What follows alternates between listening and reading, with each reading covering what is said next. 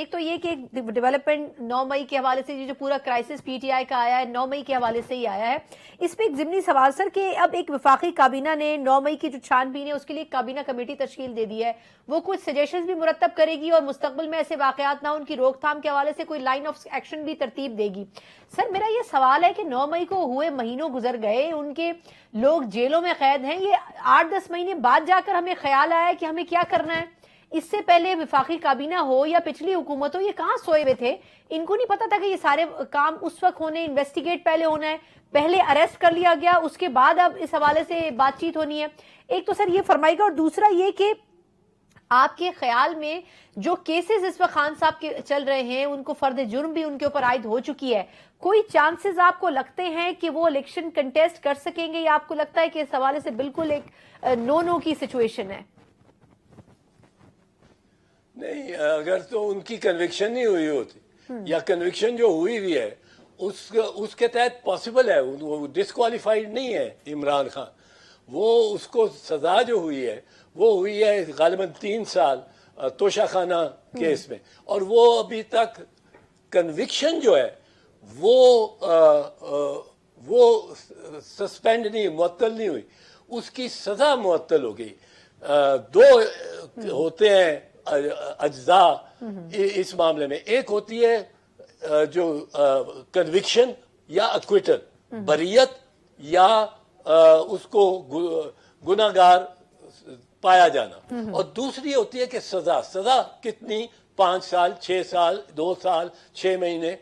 اب جو قانون ہے وہ یہ کہتا ہے کہ اگر ایک شخص کنوکٹ ہو اور اس کو سزا 2 سال سے زیادہ ہو تو وہ ڈسکوالیفائڈ ہوگا, یعنی کنوکشن بھی ہو اور سینٹنس بھی 2 سال کا ہو, تب وہ ہوگی. اب کنوکشن اس کی سسپینڈ نہیں ہوئی, سینٹنس اس کا سسپینڈ ہو چکا ہے.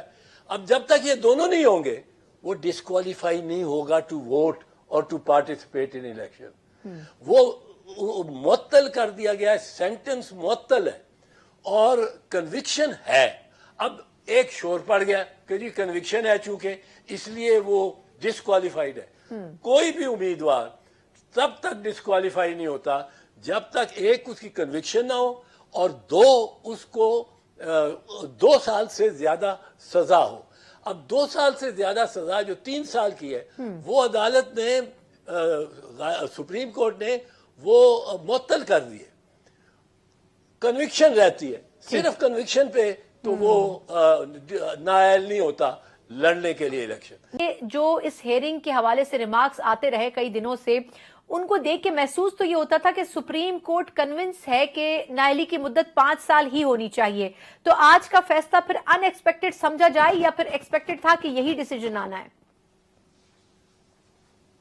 نہیں, یہ صحیح ڈیسیجن ہے, ٹھیک ڈیسیجن ہے. اس کا فائدہ چاہے صرف 6 افراد کو ہے, جن میں میاں محمد نواز شریف, جہانگیر ترین اور ایک وہ بلوچ اور سمیع اللہ بلوچ, 3 اور بتائے جا رہے ہیں. پر یہ 6 آدمیوں کو صرف اس کا فائدہ ہے اور فیصلہ درست ہے. یہ تاحیات نااہلی, یہ تو مطلب ہے ایک اور سینٹنس ہے جو بالکل تاحیات ہوتا ہے, وہ ہوتا ہے سزائے موت. تو یہ تو اس کے تک تقریباً لے گئے.